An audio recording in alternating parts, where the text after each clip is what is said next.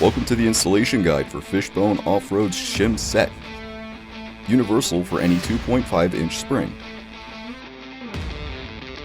Step 1. Jack your vehicle up so that the suspension has the ability to droop, and secure it with jack stands.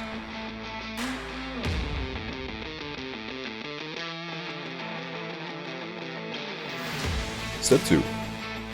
Remove the vehicle's lower spring plate and separate the axle from the leaf spring.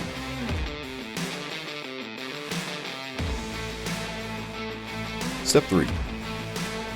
Remove the factory shim and install the new set. For spring over axles, the large side goes towards the front of the vehicle. For spring under axles, the large side faces towards the rear of the vehicle. Reassemble your vehicle and you're done.